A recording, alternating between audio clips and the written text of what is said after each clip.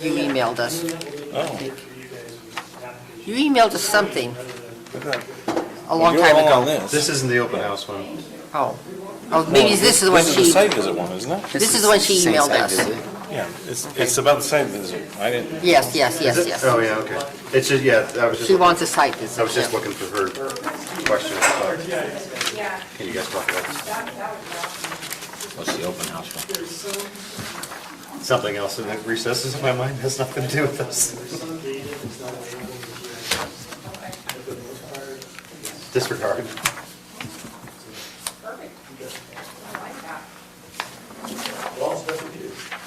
And this is just a new business. Staff business. Okay. Actually, What's this? yeah. Well, it's just a discussion for you and not on Sorry, Annie. Okay. Running on to it. Let's just hang it on. I don't know what the process is. They want to put a gate on it. It's hard. Make sure you guys are okay.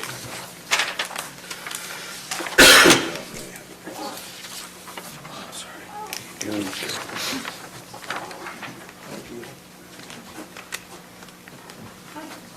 Gina. Thank you. Let's wait for the end of the meeting. Both of them. Okay, all set, go ahead. You guys ready? Sure. All right, good evening, everyone. Welcome, and thank you for coming out to our Planning Commission meeting tonight. We're going to start with a word of prayer from Member Magerly, and after that, if you would please rise and join me for the Pledge of Allegiance. Almighty Father, we thank you for this opportunity to meet in peace and freedom, to serve the people of Morgan County.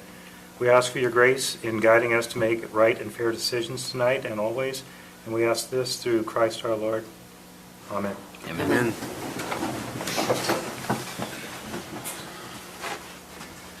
I pledge allegiance to the flag of the United States of America and to the republic for which it stands, one nation, under God, indivisible, with liberty and justice for all.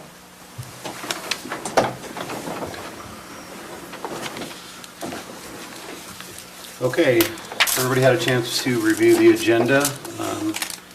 Any questions? If not, we'll take a motion. I move we approve the agenda. Okay, we have a motion to approve the agenda. Second. And a second. All those in favor? Aye. Okay. Any conflicts of interest from everybody, any members of the Planning Commission? No? Okay, we have two legislative discussion items on our agenda tonight. We're going to have a public hearing specifically for those two issues tonight. So aside from that, we always like to have a time at the beginning of our meeting to open it up for public comment. So we're going to move into public comment right now. If you've got anything you want to discuss, again, if it's for either the Geologic Hazard Ordinance or Town Center Ordinance, we're going to have a specific discussion that you'll have an opportunity to speak to. Anybody have any other comments or any discussion they'd like tonight? Sir, if you just say your name and for the record. My name is Larry Parker. I live in Mountain Green at Trappers Point. And I'm fairly new there. I've been there 3 years. And I actually know that we've got the proposed building that's supposed to happen on the, it would be the southwest side of our HOA area. And I thought, you know, when you look at the map, it looks pretty flat and pretty simple, but I actually went and walked that ground, and it's pretty steep and it's pretty sketchy in some areas. So what I'd like to do is just invite you as a planning commission to come and walk that area, walk where they're trying to build some of those houses, and really see what's happening there. That's it. Thanks, sir. Appreciate that. We will likely discuss that at the end of our agenda when we have business questions for staff, that kind of thing. So if you want to hang out, you'll probably, that way you can be privy to our discussion and kind of what we figure out then. Thank you for that, appreciate it. Anyone else for public comment? Okay, we're going to go out of public comment and on to item number 6 on our agenda.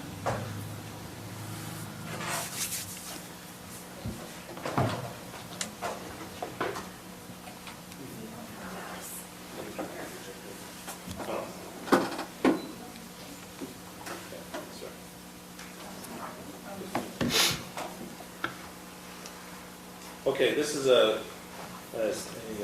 ordinance proposal for an amendment to the Geologic Hazards Ordinance and the Subdivision Ordinance, changing and amending both those ordinances to reflect new changes and updates.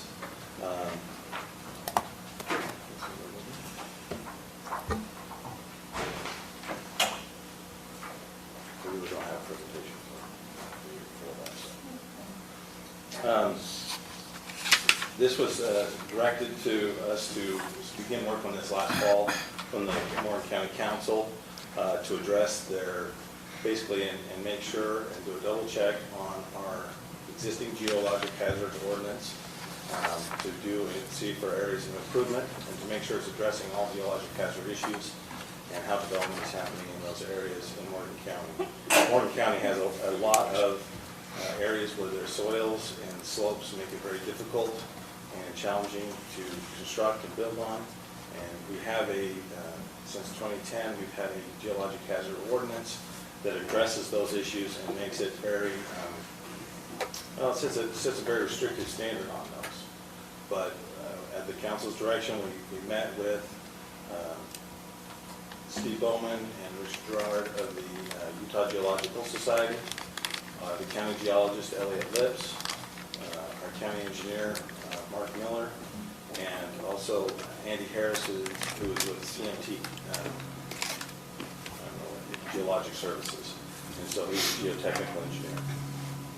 We had several meetings from November, December, January, February, and tried to work on what needed to be revised and updated. Everybody, but in particular Steve and Rich and Elliot, had a lot to contribute to this draft of this ordinance. There's a lot of stuff in here that, quite frankly, is a little over my head in understanding exactly the impacts of one soil type versus the other. It's a very specific and detailed ordinance, but they were able to use their experience and their qualifications to really help us out a ton, and it just made a huge difference. We had them to guide us in this, and so they've done the bulk of the work on this ordinance and really put it together for us. And it's hopefully updated our standards and made it a little more streamlined in its flow and how it's changed. So there's a lot of edits to it. There's a couple. I mean, there's some minor stuff I'll talk about in a second, but I think the biggest standard change that is proposed in this draft is that instead of the geologic hazards being required to be addressed prior to a building permit being issued or with a building permit being issued, those geologic hazards need to be addressed before it's final platted.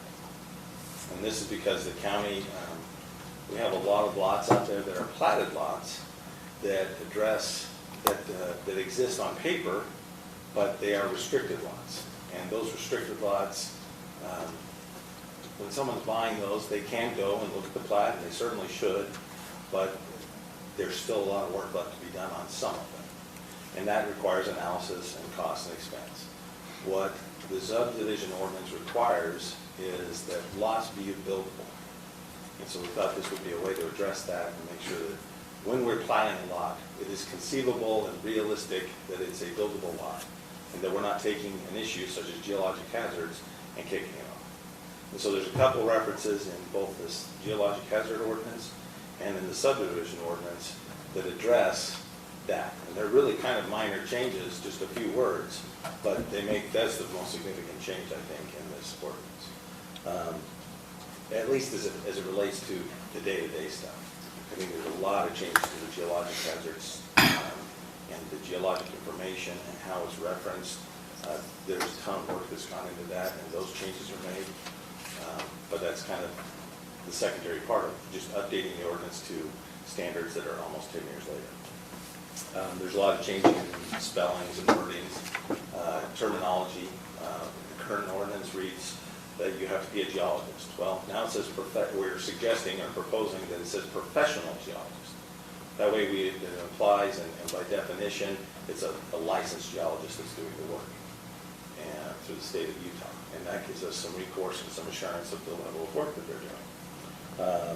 There's the term study, and these are just kind of some of the little examples of words that there's a lot of changes, but it's a change from the word study and studies to investigations. And that's just kind of a change to the ordinance to allow for a little clearer understanding. It's not a study so much, it's an investigation. So there's some minor changes along those lines.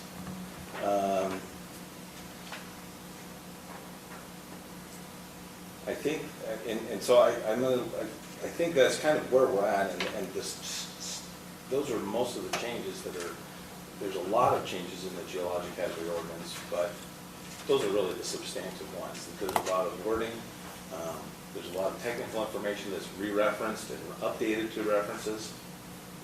The way the Utah Geological Society has their website and the information available to the public, we just referenced to go to those. And that's where that's at. In the subdivision ordinance, I think we've had a few tweaks, but that's where we wanted to go, is just to look at how can we improve the geologic hazards part.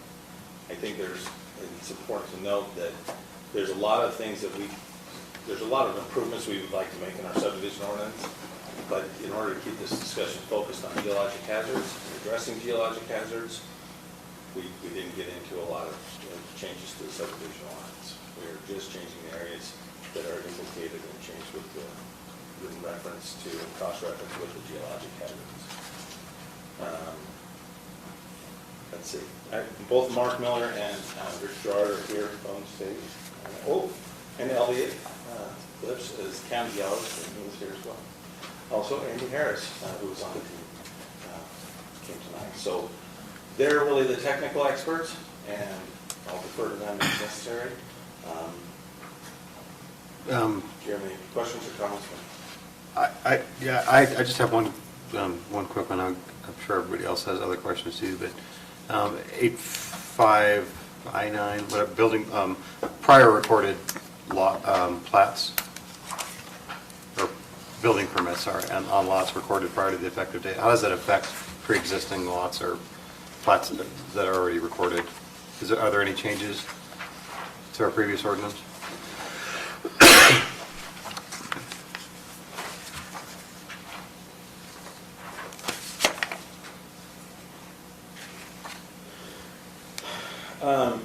There's no substantial changes. There's some language changes referring to different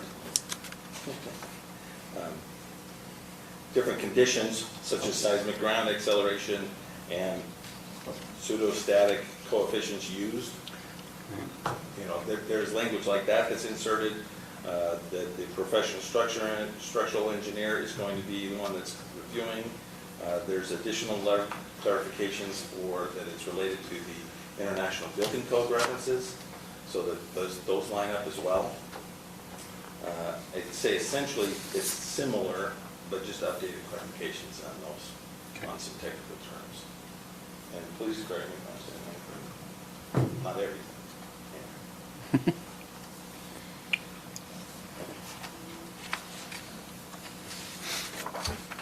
Yeah. Lance, I have a question. Is it going to be anything on the plat that will state that a geological hazard study was done? So if someone were to look at the subdivision plat, would they know that the geological study was required and performed? We would usually have a plat note that states that a geologic hazard study was done, this is the date, and I don't know if we'd say that here are the elements that were implemented or that type of thing. But Well, yeah, will the report be on file? So if someone were to look at a subdivision plat and they're interested in buying a lot, But they're on file right now. I mean, they're not recorded in the No, but they would come into your office and be able to, But we would have to add a plat note to the reference That's- that ordinance. It would be in the preliminary plan approval files, the actual report. For the most part, that has been being done. Because our preliminary plat and even our concept requires those geologic areas to be indicated on the plats. but on the final, the recorded plat, Yeah, I'm just, but if they're On the mitigated recorded plat, prior actually to notes- recordation, then how would they? how would they How would they know know? that there was maybe some issues? Mike? Or maybe there's no more issue, is that Yeah, what Mark. we're saying? Yeah, good evening, Mr. Chairman, Commissioners. That's a great question, Debbie, because we need to get on Schedule B of the title reports, we need to notify the people that do the title searches that, yes, there was geologic work done on this property, and it was in the geologic sensitive area. So we will need, even if it's mitigated, as we're proposing with the new ordinance, prior to them buying the lots, it's going to be critical that those mitigations and the report be noted somehow on the plat, so that as they do the title search, they find that and put it in Schedule B encumbrances, so that as the people purchase the lots, they have the ability to go reference those documents. I think it'd be irresponsible otherwise to do. But that's a great point. So the next question is, how do we best do that? How do we best do that? Is there an opportunity now to suggest it as part of the ordinance?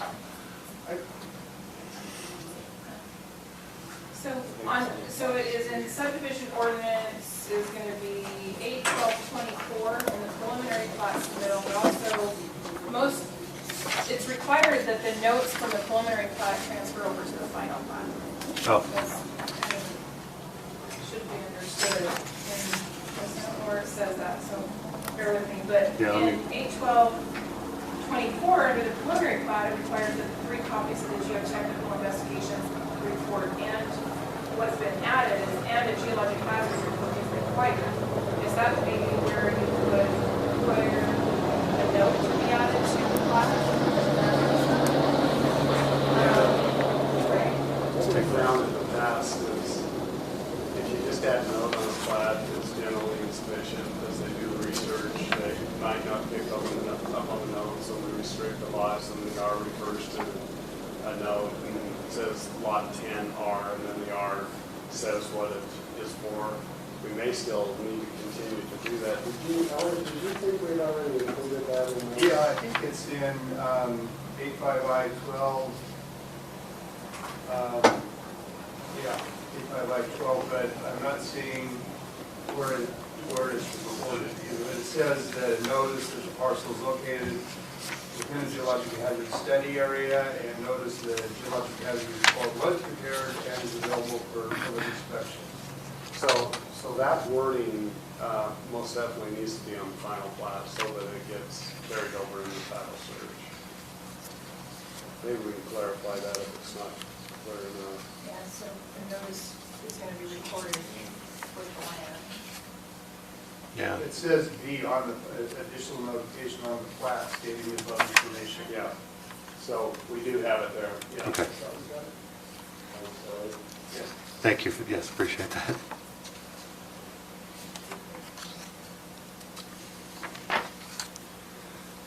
Did you see it? Yeah. Any other questions? Yeah, I have another one.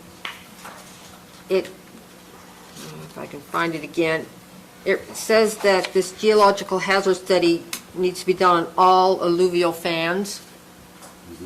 And my question is, Where is that? Can you tell me? That- Yeah, I'll find it. just a minute, Sorry. I3, well, I no, just want to get to no. that point where I'm at. Yeah. 85I4H. Okay, thank you.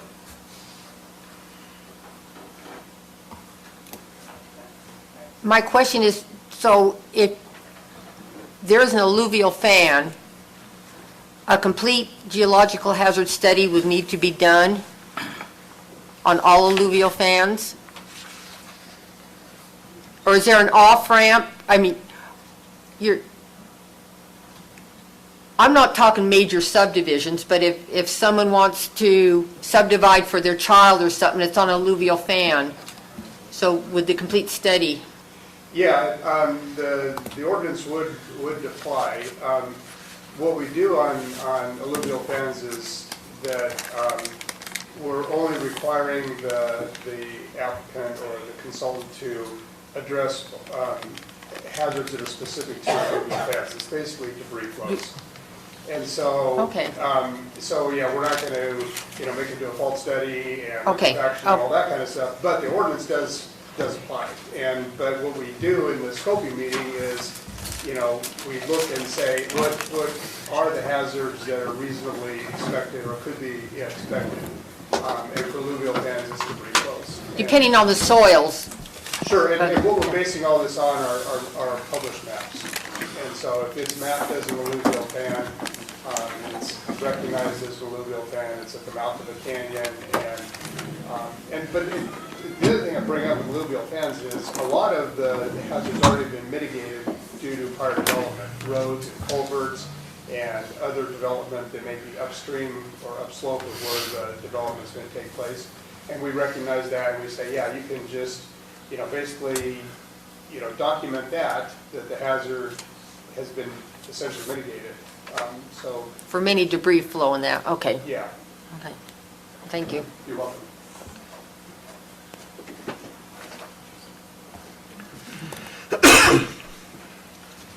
Any other questions for staff? Where'd the $2 million insurance number come from? It's kind of throughout the entire document. Yeah, did we end up with 2 million versus 3? Yes. We got talking about the value of homes. It used to be $1 million, and then we bumped it up to 2 million 10 years ago or so, and then as we had this work group, Richard Gerard is a senior geologist at the state Utah Geologic Survey, and as he and Andy Harris and I and Elliot discussed this, it became apparent that $2 million isn't as much as it used to be, and $1 million obviously wasn't as much used to be, and we could easily foresee a $3 million damage, And so we actually discussed 3. I wasn't aware that we ended up with 2. There was some discussion in there as to, I think there's a jump in insurance. So I pay liability insurance for my firm, and that's $2 million. It's fairly common to do a $2 million policy. Does anybody remember why we ended up with 2 and not 3? I don't. I think it had a lot to do with many of the consultants carried $2 million. It becomes more and more of a common practice to carry 2. Well, thank you for jogging my memory. What it was like state agencies, to do work for state agencies, and most political jurisdictions like I represent, they require 2. And so we realized that the majority of geologists out there would be carrying 2. And if we bumped it to 3, we would eliminate most of the geologists that were able to do the work in our area. So that was the basis of that. So if they do like a 10-lot subdivision of houses that cost $600,000 to $800,000 a piece, and they screw up the professional assessment of it, they're only covering a third to a quarter of the liability that they would really be on the hook for? We've never had that happen where all of the homes fail, but Right. It's conceivable, and again, you could reach out there and say 5 million. We just don't know. The discussion around the table, which was lengthy, was what can we attract geologists to do this work in this county if the rates get too high, and we were looking more at single lots. As we're, they're making recommendations on individual lots, for mitigation versus just a subdivision as a whole. It's a great question for you guys to discuss, because in our group, we talked about 3, we realized that not many people have 3. 2 is the standard. This is a very, very similar document to the other ones throughout the state in areas that have geologic hazards like Draper. We're not reinventing the wheel here, we just updated it. It will probably tonight or when it's adopted become the most current and update geologic hazards document in the state or ordinance in the state, but it's not dramatically different. And so, yeah, the 2 million seems to be the standard, but it's certainly up for discussion, so. Thank you.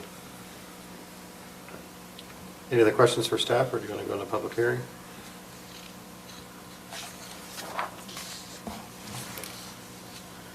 Let's go ahead and go to take a motion for that then. Excuse me. And we'll be going to public hearing. Okay, we have a motion, do we have a second? Second. And a second. All those in favor? Aye. So we are now in public hearing for item number 6. So this is an opportunity for the public to come up and comment specifically on the geologic hazard ordinance we're discussing.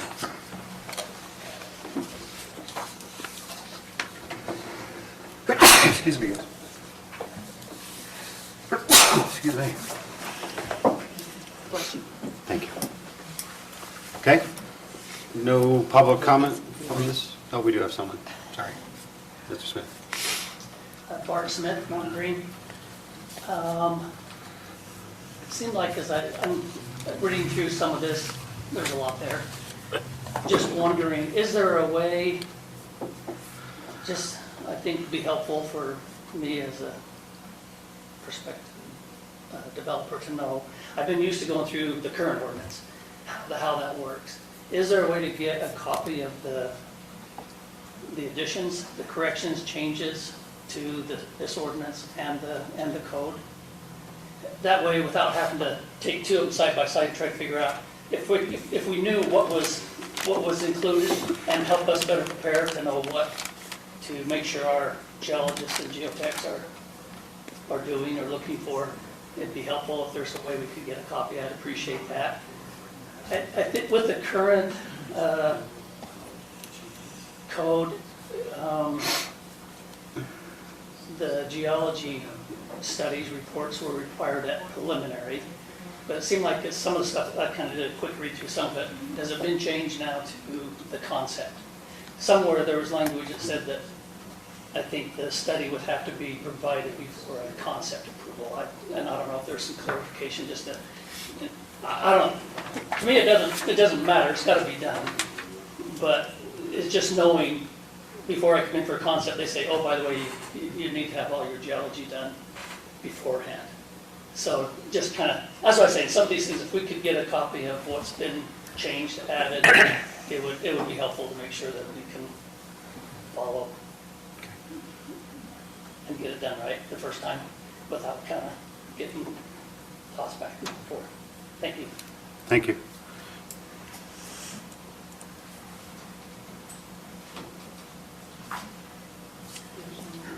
Kathy Hawes, Mountain Green. First, I'd like to thank you for addressing this. It's been pretty important to the county and has hopefully will help some people that could have helped in the past if certain things had been in place legally. I want to reiterate, actually Steve Bowman from the state, I've talked to him numerous times, and basically the geohazard studies and all that, they try and mitigate problems, but they don't solve them necessarily. We do our best guessing, but it's not a guarantee. So I wanted to know if some of the lands that have had previous studies and previous records that have been submitted to the county, if they will be included as part of the references made on those properties. So pretty much on a lot of the geological things, they say that time doesn't matter, it's done. Whatever was formed thousands of years ago, so 10 years doesn't make a difference. So a study done 10 years ago is just as valid as today for certain conditions. So my question is that when the county is considering properties that have a history of problems, is that you would consider all the reports that have been submitted to the county. And so that you have a more accurate picture of what's going on there, especially if there's discrepancies between opinions from experts. Because frankly, even as citizens on properties of Morgan County, which hopefully we're all on the same page with that. Not everybody agrees on how that's going to be done, but I think we can all agree it should be done as safely as possible. All the studies in the world are not going to guarantee things. Obviously, we've had things go very badly in the past for various reasons, and we're trying to minimize that. I know as a homeowner who had a lot that wasn't recorded as restrictive, I have a scarp lane going through my backyard, so I'm protective of things like that, in addition to obviously the empathy we have for other properties in the county that we would try and prevent further. So that's why I would ask that you consider all of the studies that have been done on certain properties, especially those that are already county record. And I don't know if there's a way to have those. I know some of us have them on file, we can resubmit them, but a number of them are already current county record and have been discussed with prior councils. Not on the council commission, sorry, county council, planning commission. So thank you again for all that you do. This is important to everybody, but those of us who have properties that are subject to this, that live in sensitive land, it's obviously very important, and we appreciate all the work. I know it's a lot of boring or yucky stuff to read, but vital, and we appreciate all those guys that are there. Thank you. Thank you.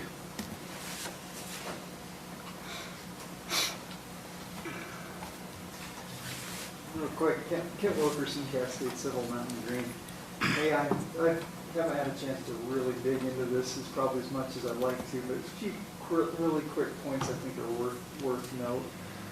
First off, as far as the recording, I do recommend that be just normal. You get a home, you get as it's built, it gets the actual geotechnical and geologic report gets recorded with the lot. You have a few of the restricted lots in the county, and from my own experience and direction actually, that I actually recorded that. The reason for that is because 50 years from now, and yes, I live in the Highlands. Planning does their best to keep track of things, but who knows what could happen in that 50 years.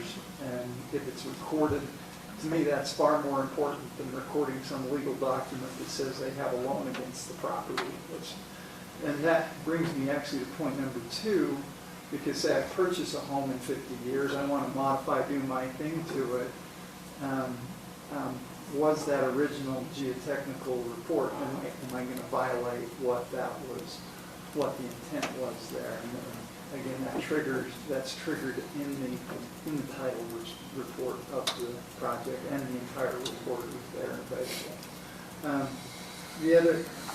Another point, I do worry, and this is where you refer to your legal counsel, that every element of requirement that is heaped on any particular project, either beginning, end, or middle, whatever it's at, how much exposure does that lead to the county? But that's where you have these guys to back you up, and hopefully they've got the review and approval of the legal advisors of the county.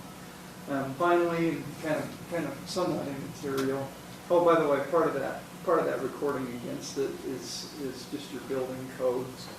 I kind of mentioned that it's the change of use that I worry about. Was it originally a 10 by 10 shack, and now they want to put a 10,000 square foot ramble on it, that kind of thing. Finally, as far as the insurance goes, actually I think it's great that you got that in there. But I know from my experience, I actually worry about that person that has a house that's now 50 years old, and company XYZ that might have had a $2 million car policy is so far gone, it no longer is material. And as you pointed out, it could be much more substantial loss than just a single home. And that's where, yes, what risk is the county taking on this? But again, overall, I think it's a fairly decent ordinance. I thought it had some good clarifications on a few points.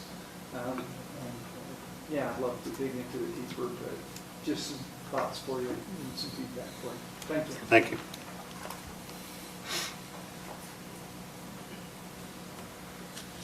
Anyone else? Okay. No other comments? We want to make a motion? I move we go out of public hearing. Motion? Second. Second? All those in favor? Aye. Okay, we're out of public hearing on item number 6. So, a couple things before Planning Commission has any questions. Let's just address a couple of these things. Change document. Any thoughts on that for the county Yeah, council? well, we're happy for to, public? we're happy to send that out. Yeah, sure, no problem. And again, the way I understand it, nothing's changed from concept versus preliminary. Is that accurate? Correct, it's still a requirement at preliminary plat. Okay, still at preliminary, not concept. Kind of back to the question I was getting to, what about prior recorded plats? Is that, how does this ordinance impact? If there's a lot, it's already been recorded, it's for sale, this is a change in the ordinance, just for clarification, does this impact that lot? Well, if it's already platted, then the subdivision issues are already, where it's already gone. Right. But any new habitable structure in the geologic hazard area is required to have this work done. So as soon as someone were to build on it, they would come under the ordinance? And to kind of address another comment that was sort of made, down the road, if somebody does an addition to a house, that addition, if you're expanding the footprint of the house, that also falls into this ordinance. Especially if it comes outside the building envelope of what was already. Well, not the building envelope, the structure. The structure, you're adding a wing onto Right. your mansion here, then that has to be out. Pardon me. And I have a question along that. When someone comes in for a building permit, you would look at the subdivision plat, and then that would start the chain to look at the geotech and the geohazard to see what was required. Yeah. That's how that works. Yes, and the way this is written, if this were to be adopted as it is, those mitigations would have already taken place. We might have restrictions on, the building permit, we have to look at that. But they should have already taken place, rather than requiring a slope stability analysis to be done, it would already be done. Are you referring to plats that were recorded back Before. in 2000 or 1998? Is that what you're referring to? Well, and yes, kind of. Then you, So is this existing subdivision that, So a recorded plat of the existing subdivision, Highlands, for example, would we require this, is that what you're saying? So Yes. would we look at would we require a geologic hazard study if one had not been done in that subdivision? I believe is what you're. For a new Yes. structure, yeah. Right. At building permit? At building permit. At building permit, this would kick in. If it hasn't had it done, at building permit, if it's in a geologic hazard area, then that would have to be. That was under the existing ordinance anyway, that way. it was brought up, maybe requiring the geotech study and the geohazard to be recorded. Along with the It's referenced in the subdivision. plat, and that's a form of building, but that would be a step up if we wanted to require that each geologic hazard investigation be recorded. That would be something. I thought I'd have that to the investigate text that. covered that. That's what I was thinking That's- when we were listening. Done that. Where was that again? 8.5 8.5I12. by 12, thank you.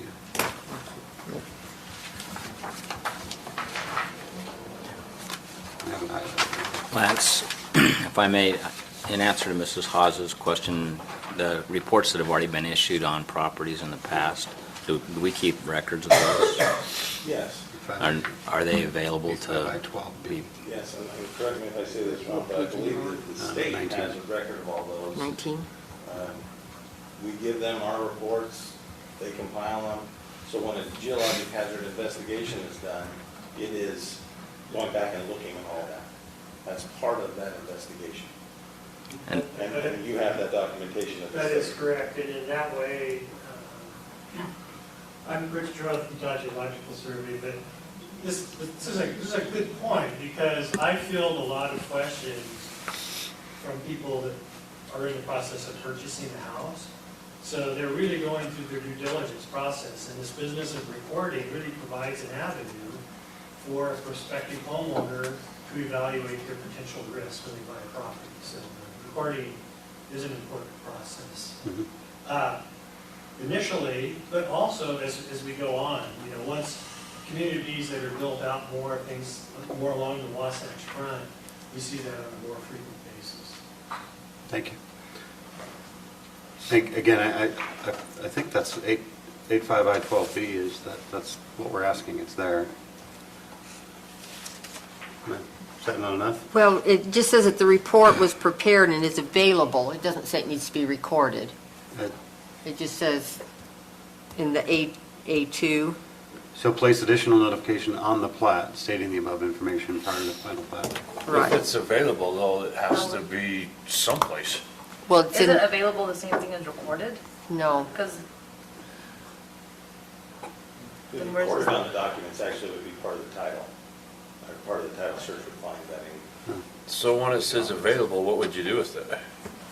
Well, we have all those records in our records now, and same thing we do today. If we, recording it would just be, it's copies in the recorder's office where it would be needed. So it maybe change the word place to record. The owner shall also record additional notification on the plat rather than place. Is that what we're talking about?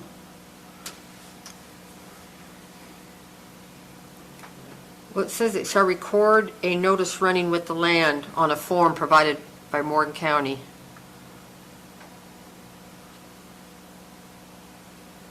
What kind of form would that be? That was on A. We could always just clarify on form and plat, something to that effect. Can I, one other comment here along that, this is for platting for subdivisions. I think we need to also, raise the question, what if it's an individual lot or, because that's not captured in this yet. Am I right? Okay, so we could always make a recommendation that that the ordinance include a reference to ensure that any geohazard or mitigation efforts are recorded in the final plat. Or recorded in the plat. Final plat and on any parcel. And any parcel. That's what I'm kind of hearing. Mhm. Yes.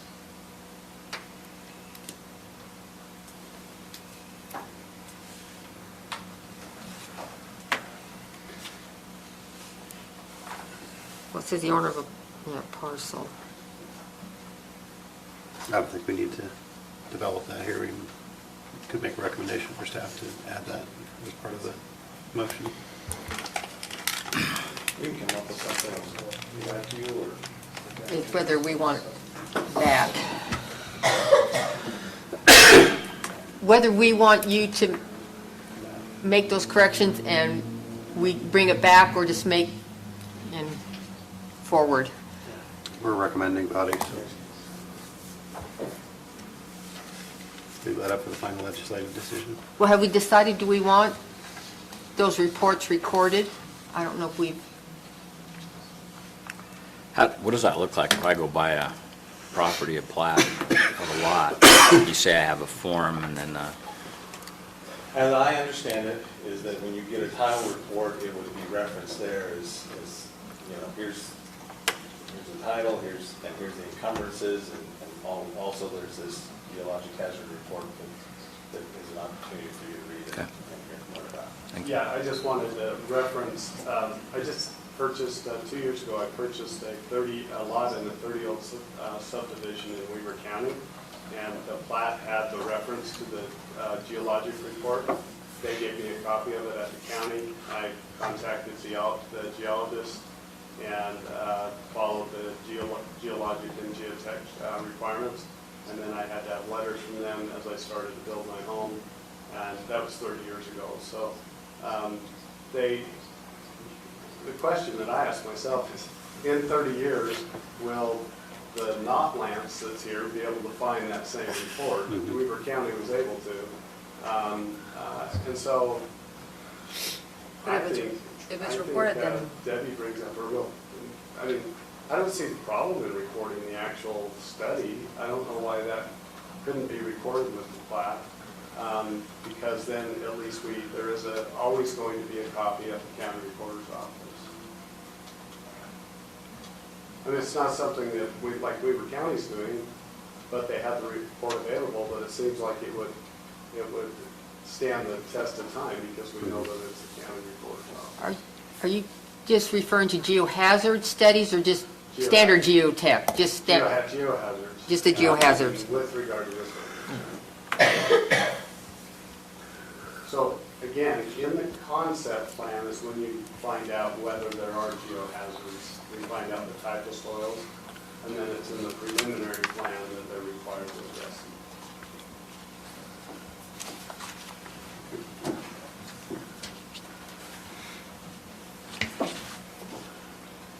Okay.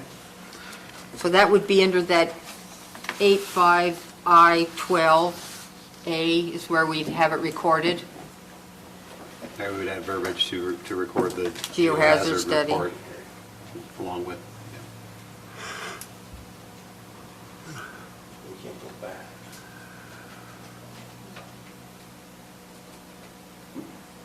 So, just to clarify, going forward, we would record, we'd write it so. Correct. Yeah. But that would not become retroactive. No, Right, no, we understand. No, we're just talking about this, our recommendation for this ordinance.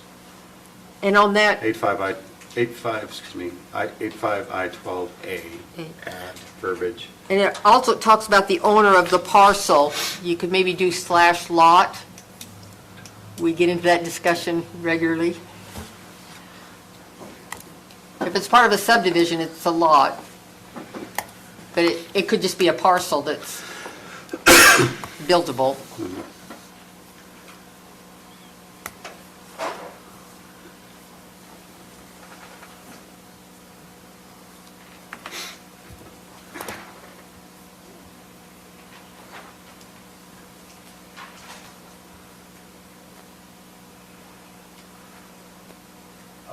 Could I just make a suggestion?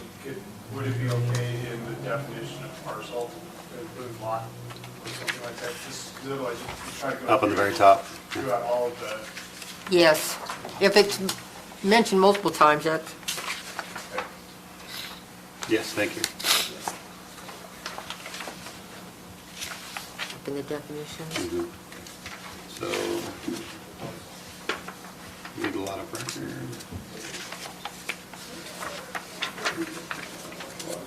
Parcel or lot. Legal lot of record. Right. This is a parcel of land. Okay, so clarification there on that. Okay, what else? So we're clarifying lot and parcel in the definitions. Correct. Okay.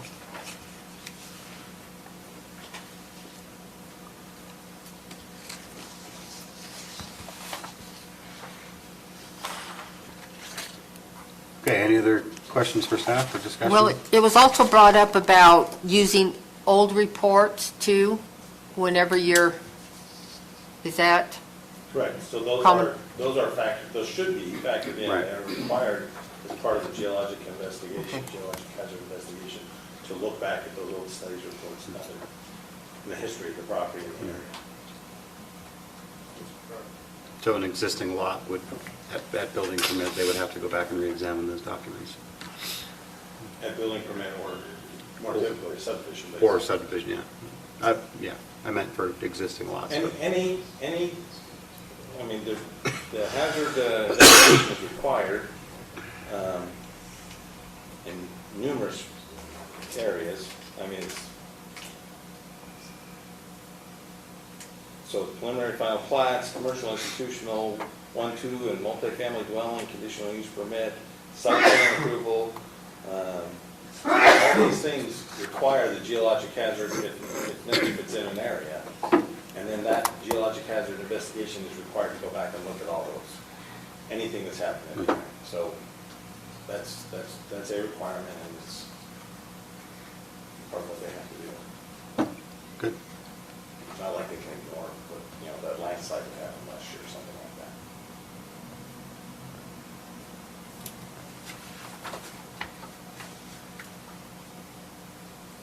Okay. What else?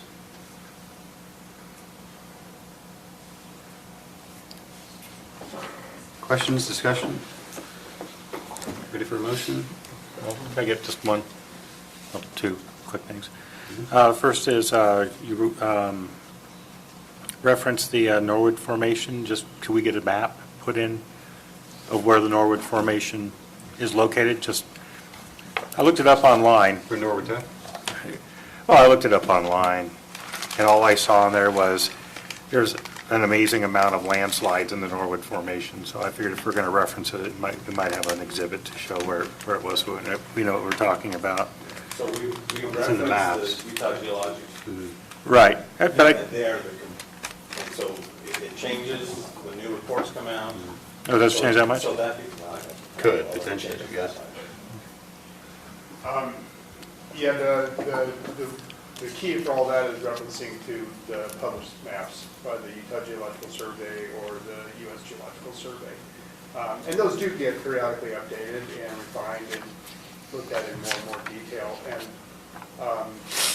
the short answer is the county does not have a map showing the Norwood, and doesn't have a map showing all of the real fans. So we're just referencing to the published maps by the people that do the mapping.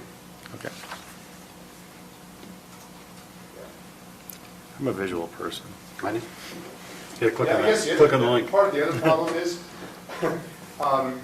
it has to do with, there are several different maps and at different scales for different parts of the county, at different detail levels. And so it really is, I think, functionally, it's a little easier to just say, find the most current. You said you had two. Was there something else on it? No, that's pretty much it. Okay. Anybody else? Okay. Okay, where are we at? More discussion? You guys want to make a motion? I have a question. So what happens when reports contradict each other? So like you have one professional, another one, and what they're saying is not mentioned together. Then what? Well, the problem we used to have here, and that's why we changed things so dramatically, is the professional that's working for the developer or lot or the home builder would come in with a report, and they have their recommendation for mitigation or what type of soils and how to avoid them. And then we had a whole committee here in the county that would look, I called it the spin cycle, because you had 3 or 4 geologists that would never agree with the person that submitted it. The county council at the time made a decision to set a minimum guideline. And that was the people that prepare the reports have a minimum level of education. They have a state registration in that field, that they've been practicing in that field, and that they have liability insurance. And then we have a county consulting geologist, as they submit their scope of work that they're proposing to do, reviews their scope to make sure it's adequate. And once they've reviewed that scope and they actually put their work plan into place, he checks to make sure it's been completed. But we are relying on the professionals, and that was a decision the county council made that I think was a very good decision, because it let the professionals that specialize in this take liability for it rather than the county, because the county was assuming way too much responsibility previously with this little group they had that was not only costing the home builders and developers a lot of money, but it was dragging on for months with no one concurring. Now that doesn't happen. As soon as, in this case in the past, it's been Elliott that's been our consultant, agrees with their work plan, then they move forward and they take liability for what they're doing. But to start with, we have to agree that they are being comprehensive enough with the study. From there on, if there are problems, it's that professional consultant, just like it would be a structural engineer, an architect, or anybody else that takes the liability for the product they design. And that's what Division of Occupational Professional Licensing is all about. Thank you.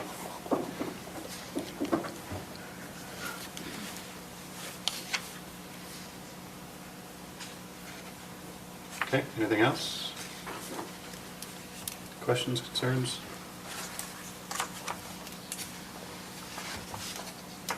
Okay, you want to make a motion and then one way or the other?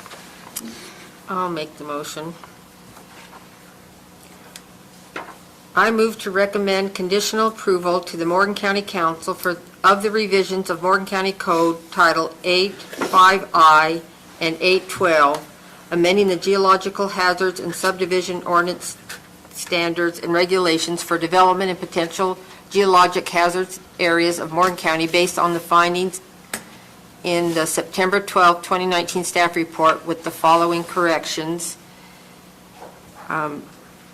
Adding a definition for lot and parcel to 8-5I-2.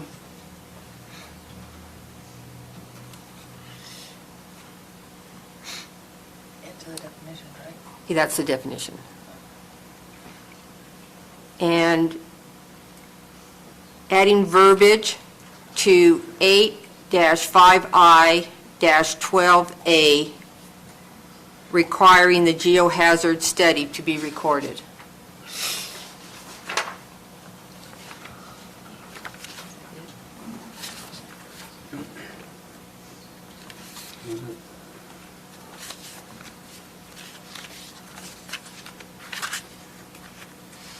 Okay. Done with that motion? I think so. Okay, so we have a motion, do we have a second? I'll second it. And a second? Any discussion on that motion? Are we gonna talk about the money? 2 million versus 3 at all? Sure. I'm just wondering, because Yeah. was something that they brought up. But it was kind of stated that, That's something we brought up. We just asked where the 2 million came from. You gave us an answer. that satisfied me. Yeah. Do you have any more questions about it? Is it sufficient? Kind of like what Chris was talking about earlier? Well, my opinion is that Mark addressed it as this is the requirement for the state for professionals to carry a $2 million. I think that, to me, that satisfies it. Good.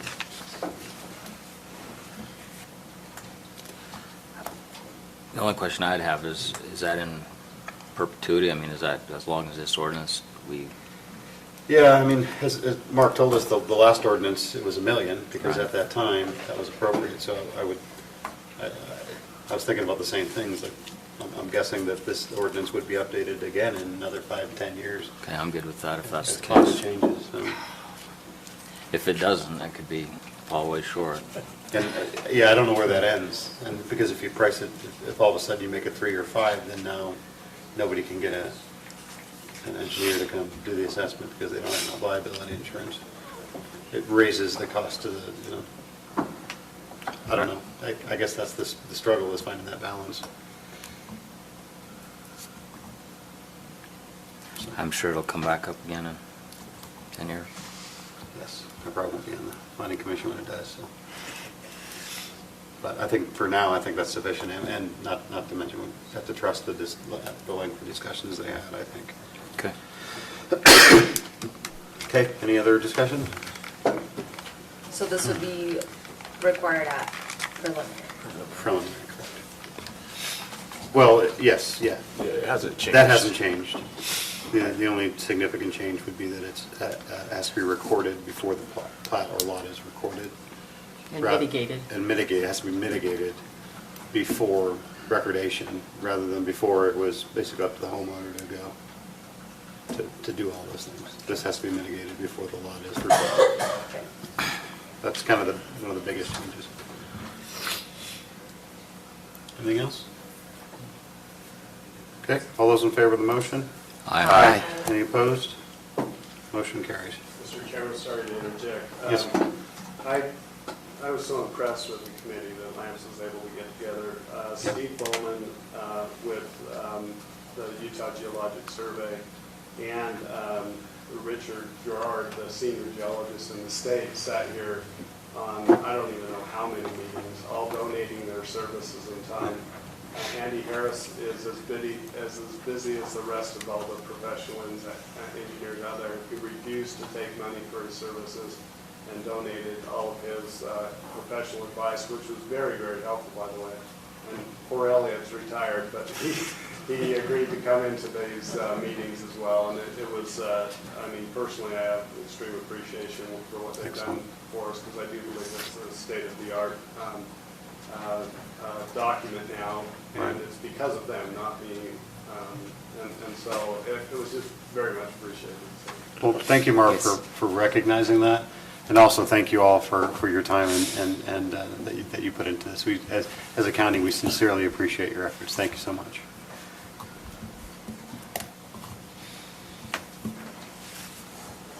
Okay. Item number 7.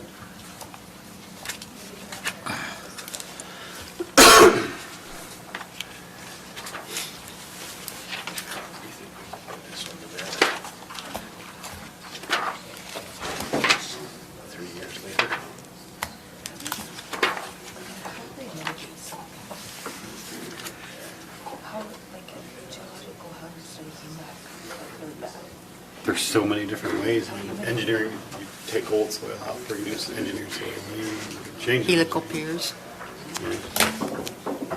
There's so many different options. Are you ready? Costly. I think so. So town center, Every lot's built. town center ordinance amendment is what we're looking at right now.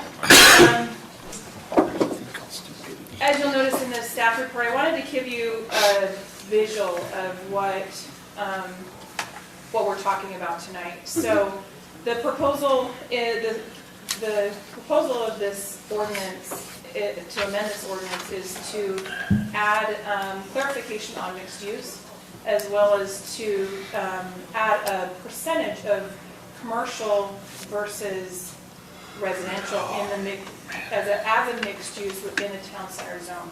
So it's something that if you remember way back when we adopted the town center ordinance, we had discussed that. We hadn't gotten to that level. The county council, when they discussed it during their public hearings for adoption of that ordinance, discussed it as well. And so now we are bringing it back to you to adopt some kind of percentage and clarification on the mixed-use development within a town center.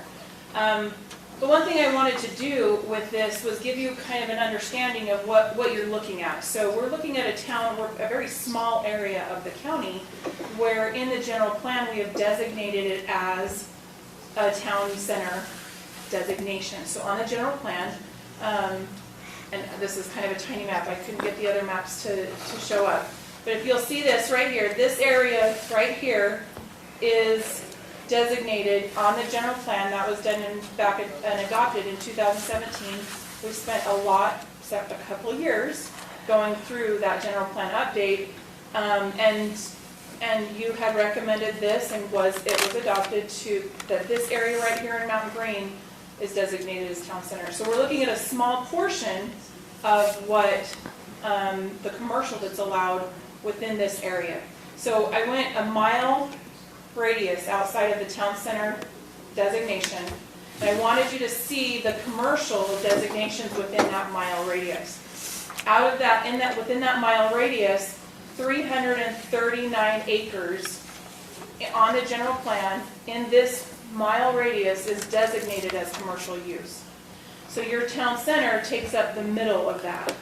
So you've got all of this commercial here and all of this commercial here that is designated. So the general plan is saying that you are recommending that these areas are commercial. Now there could be different kinds of commercials, highway commercial, all neighborhood commercial, light manufacturing, all of those zones will fit somewhere within this mile radius.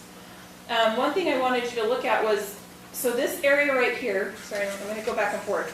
This area right here is, has a development agreement on it. Now, do you remember, if you can, and Dustin, you're probably new to this, but some of the history on this is when we talked about this area and how we wanted to designate it, this development agreement, the Mountain Green Village Development Agreement, didn't necessarily have to go become a designation because they already have a development agreement established, a zoning established on that property. They already have a plan, a master plan, it's already planned out.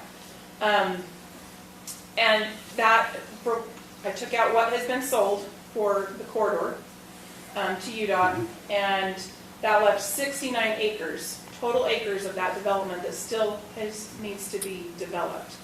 Of that 69 acres, 17 of it is reserved for commercial. If they want to change that 17, they have to open up the development agreement, amend it, and ask for more, and change these numbers, okay? So I added this map. This is the development agreement with that Mountain Green. So these areas right here in blue is what is slated in that development agreement for commercial. So the rest of it that is designated in the town center has been removed. So this is all supposed to be residential as stated in their development agreement. It's locked up, okay? And that's okay. That's not a bad thing. I think it was just easier to kind of put that outline around that as that designation. You really have a small area that you're talking about a percentage of mixed use regarding so much commercial and so much residential. And so I just wanted to give you that picture of what area you're looking at. You have other areas of commercial around it. So really you're looking at this area right here as the area, you're talking about a percentage of that. 50%, half of that could possibly be residential. Half of it could be commercial. Is that what, that's what the discussion tonight is about. Staff is making a recommendation to add a definition to Chapter 2 regarding mixed-use development, a development that includes residential and non-residential uses allowed in the zoning district or on the same site. So in the town center ordinance, we talked about apartments up top, businesses below, a mixed-use development. That's what that is. And so that's the definition that we recommend. The other section that we are recommending is on an 8.5A2. Is under the scope. And this is where staff has discussed where to put that percentage requirement. Let me make sure, oh, I'm sorry, yeah, so it's 8.5K2 and it'll be C is where so we added a C to that. And that's kind of hard to see. I can see it in my staff report. Yeah, if you look at your staff report, so you have it, there you go. So let me just read this really quick so we can talk about it. The development agreement shall be submitted prior to or in conjunction with a land use application in the town center zoning district. Mixed-use developments shall have at least 50% of the development area designated for commercial uses. The commercial area may be reduced from 50% if justification can be shown that 50% is not economically viable. The commercial area may range between 20 to 50% as determined by the land use authority. So in that town center, the county council would be the land use authority on that. And obviously, a development agreement helps you to fine tune a lot of that. That's one of the reasons why that has been added. But the reason for the 50% is something that the planning commission, we discussed that a couple meetings ago. Yes, this is our recommendation, so Right. we've had our And discussion so- on it. Staff discussed putting in a range, because there is, I mean, right now, is it economic, I mean, you have to ask a variety of different questions. We're looking at now plus in the future. Is 50% economically viable right now to put into the town center zone? And that's the question that we had raised, and therefore we came up with an option for developers to look at going below the 50% if they can prove through whatever study it is needed that it's not viable for that, But no lower than 20. but no lower than 20%. Yeah, that's in line with what our discussion. Right, and so with that, staff is recommending the changes that we've outlined in the staff report based on our discussions, and this is our recommendation. Okay. I'm sure there's lots of questions. I don't have any questions because this is what we discussed at length. Anybody else? I think the biggest change that we have added is that 20%. Right, and we kind of talked about what's the Yeah. floor. So I think that, again, we have to start somewhere. Right. And another issue that we thought of too is when considering and writing the town center ordinance, zoning ordinance and standards, we looked at the DAT. What did the DAT look like? 50%, I mean, the DAT included mixed use, but, and I think a lot of people have that vision of the DAT. And it was a well put together document. It wasn't adopted by the county, but I think the essence of that you included in the town center ordinance. And we just want to make sure. Specifically in the architectural standards, but Right. also what we're trying to do is capture that mixed use concept that they had in the DAT. And so we just want to make sure that that is illustrated, but also make it viable. I mean, you can't have commercial without rooftops. And we don't want to set businesses up to fail if it's not economically viable. It's not I don't believe anybody in the county wants that to happen. And this gives the county a starting point and a negotiating point, so Sure. I think, Okay. I don't have any questions. Anybody? We'll have an opportunity again, but how about we go into public hearing for it and bring it back for discussion? If anybody wants to make that motion? So moved. Second. All those in favor? Aye. Okay, so we're now on public hearing for item number 7 about the town center ordinance.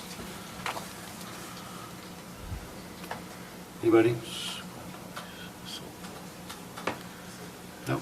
No comments on item number 7? Okay, motion to go out? So moved. Second. Motion and a second, all those in favor? Aye. Okay, so we're out of public hearing on item number 7. Any further discussion, clarification? I have one question. Is it in the general plan that talks about the vertical and horizontal integration? It's in the future Is that- land use map. Or, yeah, it's in the It's in the general general plan. plan. Does that need to be put into code or is that, If I remember correctly, you had included that into the ordinance. It's in the scope of the definition of town center in our ordinance. in the It is definition? in the ordinance, yeah, I just looked But at it. it's in the definition, okay. Yeah. As long as it's somewhere. It is. 8, no, I had it before.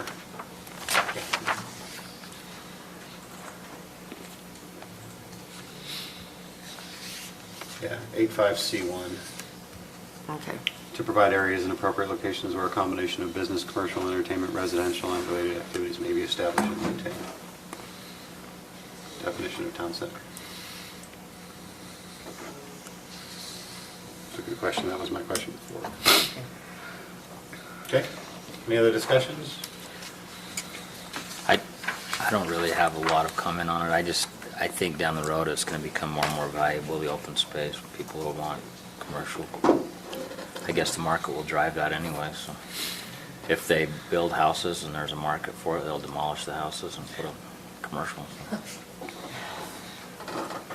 is true.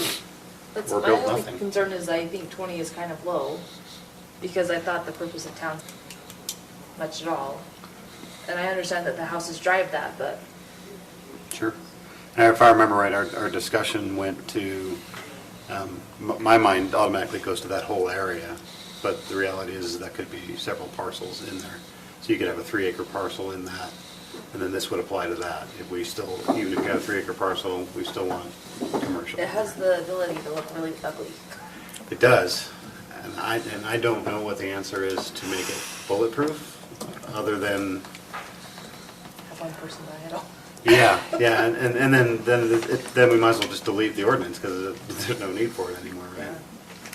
I think to add something to that, maybe help clarify that, 20% seems relatively low, but in perspective, then that's one of the things that, in perspective of the town center. Of the surrounding area. Well, just even the town center, 20% of that can take up quite a bit of property. And the thing, in listening, if you remember back to different rezones that we've recently had within the last couple of years of multi-use, and CW Land had proposed the 8,000 square foot lots next to Rollins Ranch.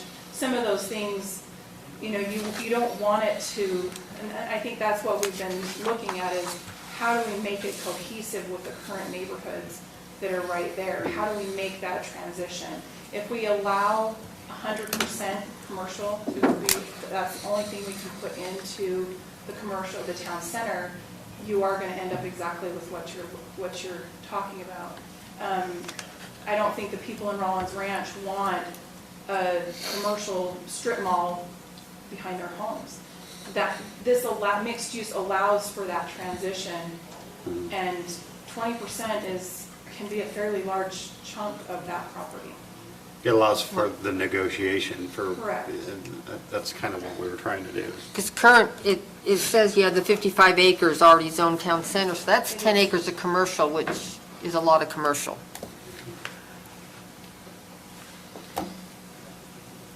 Especially with that table. Yeah. Right. And I think taking Well, into chocolate factories. consideration too, as we had discussed, scroll up to where the future land use map. Okay, sorry. If you look at the future land use map, 20, like I said, that 20% can take up a lot. Even if you look at 50%, so this is the area that we're looking at right here that's zoned currently. Now let's scroll down. This is purple. Here. This is the Right, current that zoning could be map. subdivided though, right? Right. So, But currently- yes, it could be subdivided, but the current It is zoning, 2 parcels. if we were to, Right now I it's mean, I lots. guess you could use this line as a good example of, it's not exactly accurate, of this being 50% and, 50%, this is in half, for example. So homes all right here and commercial right here, I mean, that's still, that's a good mix, but would those businesses survive in Mountain Green right now without the additional rooftops? I mean, those are things that you have to consider, but maybe in the future, how do we look at the crystal ball and determine that? But you have to take in consideration all of the other commercial that is surrounding the town center. There is potential for additional commercial, and you are right, you want this is your hub, this is your center, but providing that mixed use also provides a good transition into what is currently there. Gina, where does the middle school sit in there? The middle school sits right up here. It's so everything with this sits below it then? Correct. Okay. And do you want commercial right up next to School. your middle school? Or to Rollins Ranch right here? Hence the development agreement, I guess, right? Correct. But it sits in this side Trappers Loop Road, right? Right. Right. So this area right here, here's Trappers Loop right Right. here. And this area right here is on the corner, would be the corner. Yeah, I we're mean, that's marching. gonna be, we can't guarantee it, but more than likely, that will be 100% commercial businesses. Because that's, you know, you have to take traffic into consideration and ease of access and all of those things. So more than But likely. CS is commercial, It's commercial It's shopping. commercial Commercial shopping. shopping right now, so, it could change to town center, it could change and put a mixed use in there. Mhm. However, I wouldn't imagine that would fly. I don't think the landowners would want to do something like that, but that's, maybe they would.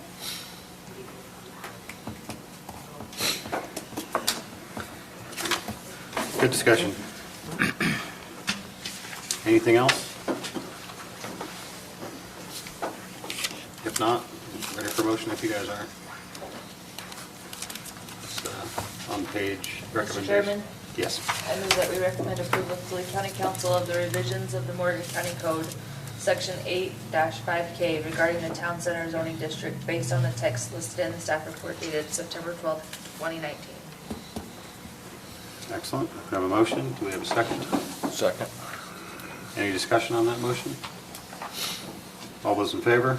Aye. Any opposed? Motion carries. Thank you. Okay, on to item number 8. Business staff questions.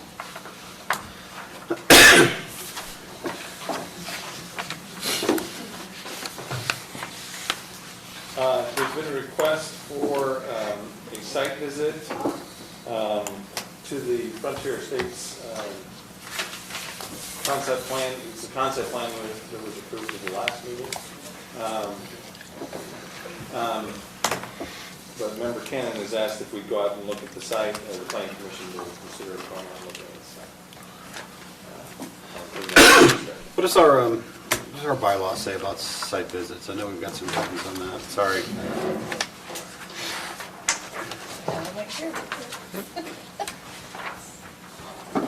We can do it, we just need to start here, I think.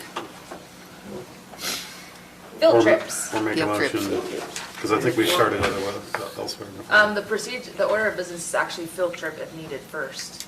Okay. Why can't you just Meet there. individually go there one day and look at it? We could do that, but during public comment, there was a comment that Mr. Parker said that the HOA would like to do kind of to be there to facilitate like a visit or something to kind of point stuff out or whatever. Well, if I may, HOA owns common ground below that, and the protection of that is. Okay, so they have an interest. So I mean, basically they would like us to do it together so that there was some kind of an agenda. My concern is that, so we approved concept. It could be years before we see preliminary, so I don't know what advantage there would be now if we don't see preliminary. I mean, we could go out individually, and I would recommend that anyway. But what happens if we don't see any movement on this? I mean, there's obviously geo issues, there's stuff that would have to be mitigated. I mean, we may not even hear about this again until, for a while. So could you do something, make a motion, that when they file for preliminary, that we schedule one before that meeting? I don't know, could we do that? I don't know how you would do it, but I think that would be better. Other than it being in our memory, what happens if it's 5 years from now when they? Well, that's where you Why would we have to have a motion? Why can't we just decide? Like, if he ends up bringing in preliminary and we're still requested to take an on-site visit, then we would go then. I don't think that there's necessarily a need for a motion. No. Establishes the record. What's that? A motion would establish the record. It's hard to get it when you're going back and reading minutes and listening to meetings. There's a lot of things discussed. Yeah. It's nice to have a motion to focus, all right, this is what we decided. Just FYI. I think, you know, if you go a year's time or something, your planning commission could change too. Yeah. So, I mean, I think it's a good idea for us to go take a look at this so we have a better understanding of it. But if we do now, I don't know what the benefit would be a year from now, 2 years from now, with new planning commission members or whatever, so. well, and I rode up there today because I was down that way. Yeah. I mean, I know what it looks like just from being down around there, but I didn't realize what it really was until I looked at it, and I was like, you know. Makes a difference. That's a little different than what I had visioned in my head. Mm-hmm. So On the I- piece of paper. Yeah, I mean, I think it's well worth the look at, but to say we're gonna go down next week, most of you, by the time it happens, we're gonna forget what we looked at. So we got a couple of different options. We can go individually, we could make a motion that at preliminary, or, you know, that we go and look at it visually. We could also schedule an on-site visit prior to maybe our next meeting or the meeting after that, depending upon what we got on our agenda for next meeting. Well, And then just meet there and come here. The thing is because of the way it has to post, and that there'll be a public hearing for it, right? No. We don't have one? Public meeting, do we? 10-day notice. Do you have to 10-day noticing though? So that's all gonna take place, so that gives us enough time really in there to set up a thing and go before we have our meeting. Because of that 10-day. Yeah, it would just be noticed like a normal meeting. What's that? It has to be scheduled right before a meeting. Right. So it would have to be, so on those occasions when site inspections are deemed advisable, field trip shall be held prior to the planning commission meeting on a date and time determined by the chair of planning commission. So what I'm suggesting is basically, let's take a look at the next couple meetings, and then we just meet there for the next meeting, and then come here and finish up our meeting. While the weather's well, still when- good. Mhm. Well, now I'm confused. Or stop by because- my house and finish the meeting at my house. But what if we don't ever see this until, That's the discussion. personally, I would like to see it after they have all their ducks in a row and they have their application ready for preliminary. Then we can go on site and we can compare what they have with preliminary and all their reports to what we actually see. And I would like a professional there to like explain what's going on. In our bylaws, it says that the public will be allowed, but they should present their case in our meeting, not there. So And there's The nothing really, HOA there's no might- case to present because there's no application. Well, So it's just information. before you get too far down, the next line in this, the last sentence of your bylaws say the public shall be allowed to, at the sites of the field trip, but are encouraged to present their case at the planning commission meeting, not during the field trip. Field trip shall be for the purpose of the gathering information, not for discussing or making decisions. So, So there and won't be a that's, lot of dialogue with the applicant or neighbors or whatever. as long as that's the expectation. Because I want the professional opinion, not the community opinion. So I always go back to what's the problem, right? What problem are we trying to solve? So I think, reading this email, the intent is, hey, we'd really like to get you guys out here to get a visual of this so you have a better understanding. There is an application, but there's nothing, I mean, the application was for concept, right? So, I mean, technically but there's no pending action or application for us to take action on. So maybe there's another option. Maybe we just ask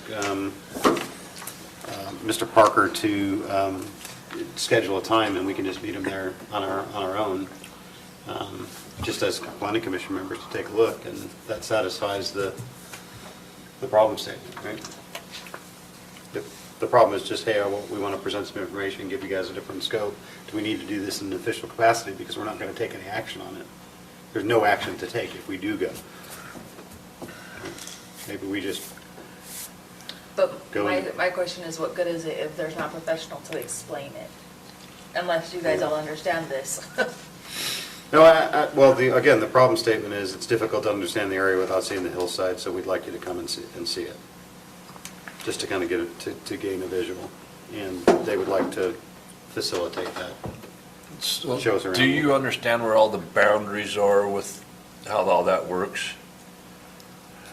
That's, because, I mean, the road goes, what's that? Of the area of the. Yeah, so like you could walk out their subdivision in that area? Probably not, No. we'd eyeball it, but it's, I mean, I think I'm pretty good at that, but it's. I mean, not to say perfect, you know, you gotta hit every spot, but if we had just kind of a general, because the way that slopes down and, Well, and what I'm hearing from Mr. Parker is we maybe walk down along the creek in the HOA open space, and you'd be able to look back up, you'd be able to see the terrain of that area. I think it would be pretty clear, okay, yeah, it starts at the end of Trapper's Point and goes down, and we could get a pretty good idea, because there is a significant gully partway down, about 800 feet or so. So, I mean, there's enough landmarks there that I feel like staff. you'd know. Get pretty close, and that's the idea, is Yeah. to say, well, yeah, I see all those topo lines on the map are really close together, but, oh, I now see how steep that slope is. Yeah. So my next question, if we're gonna do this, what about the county council? And the only reason I say that is because this has been moved to the county council for final decision, so, Well, I mean, I believe the concept plan is approved, the next application will be a preliminary. but they have to approve final. They have to approve preliminary and final. But it'll come back through us again. Right, but that's what I'm saying is, They would benefit from coming also. yes, I think if you're, Like, but the request is to you, to the client. Yeah, so the request is this. Please discuss this request, which we're doing. And the members of the Trapper Point HOA will be happy to host a visit at our convenience. That's the request. So I think we just get with the HOA at our convenience and say, hey, would you mind if I drive up there, would you show us around? And that way we don't have to try and organize a public meeting with all of us there. And time and resources for an application that's not pending. So you're saying going as a group? Yeah, we don't necessarily, we don't have to go as a group, but I would prefer that myself. I like your idea of just meeting there and then coming here after. yeah. Maybe we just ask Mr. Parker to get with us, contact us, start an email chain and say, hey, I'm going to be out here on Saturday if you guys want to meet at this time, and we'll kind of gather up when we can. let's just do it the night of our meeting. That's an option. The only reason I say is, I mean, Saturday, whatever, Thursday night set aside, let's just go there and then come here. Yeah. When the application is pending.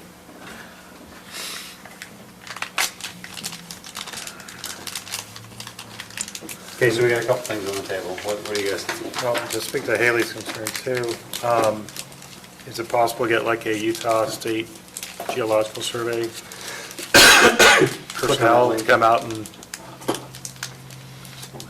Yeah, they would, I'm sure they'd be happy with it. And if not them,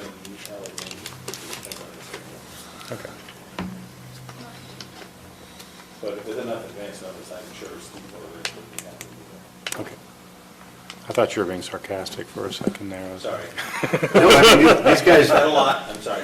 Very sincerely, they would love to. yeah, and they really seem, I mean, they're really into this, so why don't we just do that? Let's push it back to staff and say, hey, can you contact the geological engineers, see if we can arrange a time for all of us to go. What seems to make the most sense is we meet there before a meeting, so we're all consistent with the schedule. Given how dark it's getting at what time, so would you want to meet at 4:30, and we'd have to go for the 26th or the first meeting in October? I don't think we could go. I mean, because it'll be. You think it'll you be need? too dark at 5:30. How long is it gonna take you to look at it? I don't know. I say half an hour. Half hour, yeah.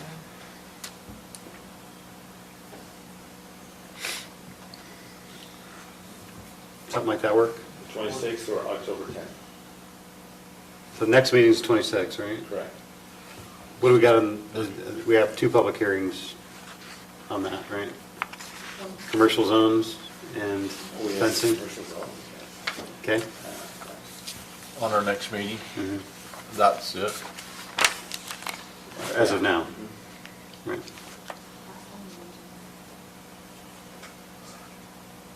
He'll fill you. So what time are you thinking? Well, if we do the 26th and meet there at 5, we'd have plenty of time. We could be back here, start our meeting a little bit early. We don't have to, yeah, we could start our meeting here at 6. Are you guys available on the 26th at 5? Meet in Mountain Green? Okay.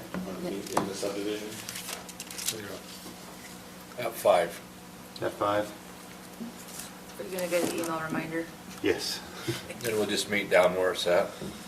We'll just meet in Trappers Point subdivision. Yeah, but down right where at the entrance. Where the road stops right now. Yeah, Yeah. right where they're proposing the new one. Right. Sound good? You guys want to make a motion for the And record? is the So- council coming too? Wouldn't hurt to make a motion, so we got it on record. Someone wants to do that. So moved. Okay, so we had a motion to meet on the Don't we? 26th, Trappers Point, Don't we need to find out if the engineers are available on that? pending availability of the engineers. Yeah. So if anything changes, we'll find out before. But it gives us the time to notice it. All right, that's good, I'm good. Okay, so you made the motion? Chris did. You made the motion? I was just clarifying it for you. Okay. Do you want me to do it? You Mr. Chairman, I move that, was it. Mr. Chairman, I move that we have a field trip on September 26th at 1700 in Trappers Point subdivision, pending the RSVP of a state geological personnel. Thank you, Colonel Merrily. We have a motion, do we have a second on that? Second. All those in favor? Aye. Okay. Does that work for you, sir? Thank you. Okay.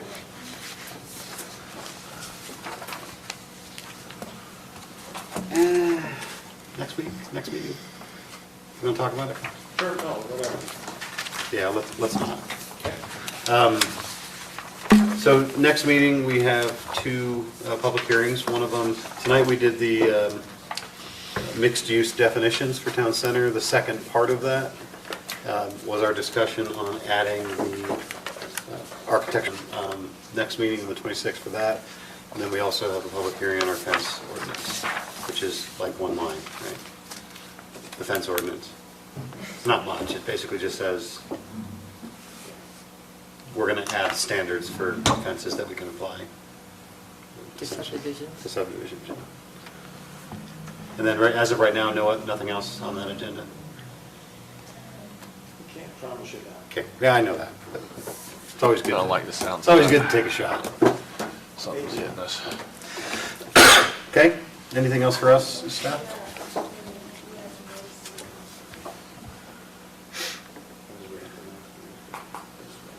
It should be unless the fence I notice tomorrow. We can't do that.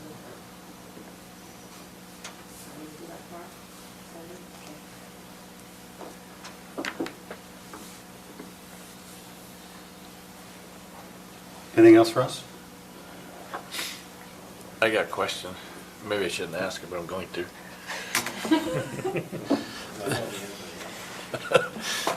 There was a thing down there at Dalton Creek for a public notice or meeting. Yeah. It was Oh, that's Brent Anderson. Brent Anderson. And then, what's that? You guys never decided on that concept. Oh, no, it was, sorry, it was staff. It was So- Concept plan for a 3-lot subdivision, because it was Less than eight. pretty standard and basic and met all the requirements. Staff actually has the authority to approve that, so that's what happened. The notice is just to let people know if they have to.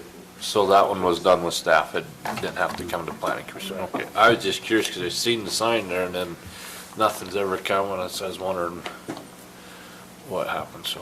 We actually have a staff report for you to review. We just haven't added it to the Okay. packet yet. Okay. Anything else? I don't believe so. Thank you guys for tonight, putting everything together. It's quite the ordinance for geohazard. I felt very underqualified looking at it. You agree with those guys. I'm glad they do what they do. Okay, have you guys had an opportunity to submit any changes to the planning commission minutes from last meeting? Chris's, but. Anybody else have any changes? Did nobody sign their paper, the public attendance paper? There's only one name. I just, let me see. I was just curious, not a point of holding us up. And yet, You are, and yet Well, you I'm are. just curious. There are more people, I just have to add their names. Okay, just wondering. so with corrections and adding the names from public comment, any other suggestions or comments for that? If not, motion to approve? So moved. Second, All those in favor? Aye. So moved. second. All those in favor? Aye. Thank you all for what you do.